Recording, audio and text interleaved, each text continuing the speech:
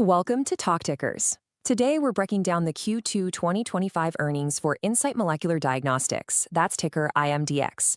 And this one is really interesting because the market, well, it got the story wrong, at least at first.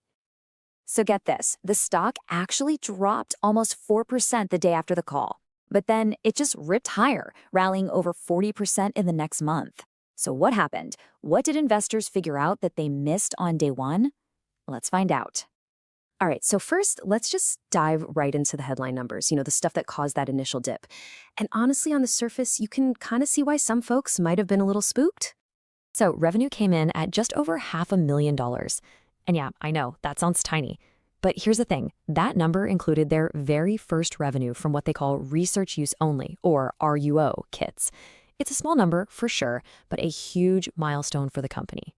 Next up, they reported a GAAP loss of 30 cents per share. Now look, that's not really a surprise for a company at this stage of the game, but it's another one of those headline numbers that can scare off investors who aren't really paying attention to the bigger picture. Okay, now this is crucial. They ended the quarter with a solid $26 million in cash and equivalents. You got to remember, for a company like this, cash is their runway. It's their lifeblood, and having this much on the balance sheet is a really key part of the story here. So they used about $6.3 million in cash for their operations this quarter. And management was super clear on this. This was completely expected. It's right in line with their plan as they're investing heavily to get ready for their big FDA submission. So this isn't some runaway train, it's a very deliberate, planned investment in their future. So you see what happened? The market pretty quickly figured out that those headline numbers, they just weren't the real story.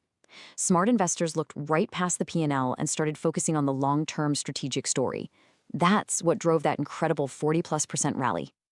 So what's the strategy? Well, management is executing a classic land and expand playbook.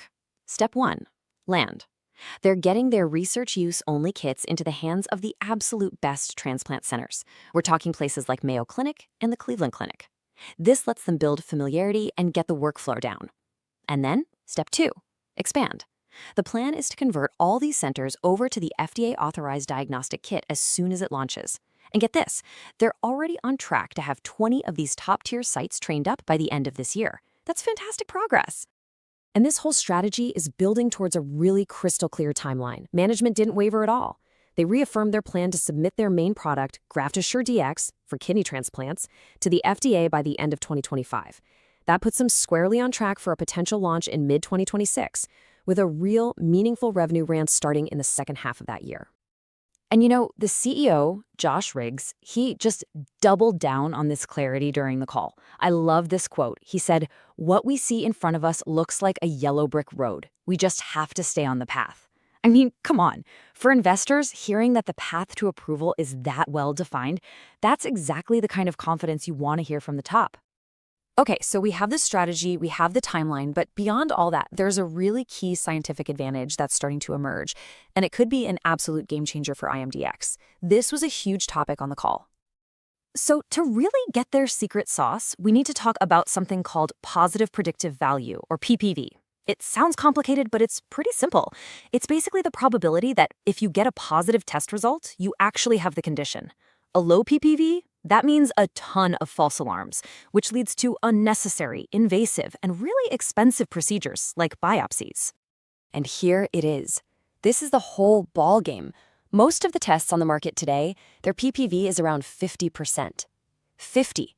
That's literally a coin flip. But IMDX presented data showing their combined score can hit a PPV closer to 80%. That is a massive, massive clinical improvement. We're talking about a tool that could dramatically reduce the number of false positives and unnecessary biopsies. In that right there, that could be their competitive moat. I mean, think about it. If this gets validated in their big FDA trial, it creates this huge hurdle for any competitors. How do you come to market and claim you're substantially equivalent to a test that is just, way, way better? It's a huge advantage. Okay, so with all that in mind, what should we be looking for in the next earnings call? Let's break down the key things to watch and what our view is going forward. All right, so here are the key catalysts that are going to drive the story from here on out. And listen, it is not about the quarterly revenue number. It's all about hitting these milestones. Number one, obviously, is that FDA submission and getting the file accepted. But right behind that, you've got getting the Medicare coverage policy finalized, publishing more data that validates their approach, and of course, growing those research sites. So for the next call, Q3, here's what we think. We expect the numbers to be pretty much in line with what management has guided to. Revenue is going to be small, and cash burn will probably tick up a little bit as they keep investing in that FDA submission. But let me be super clear. The market is not going to care about the P&L. It's going to be all about making progress on those catalysts we just talked about. That's the only thing that matters. So, what's the big takeaway from all this? Well, that initial negative reaction from the market, it was just a total misread of the headline numbers. The real story, the one that smart money caught on to, is that this is a company that is systematically de-risking a massive commercial launch coming in 2026, and they're doing it with a product that looks like it could be genuinely superior. And it's for all those reasons that our rating here is outperform. Look, the company is executing on its plan, the timeline they've laid out is crystal clear, and the technology has a really compelling point of differentiation, one that could create a real, durable competitive advantage for years to come. This is not financial advice.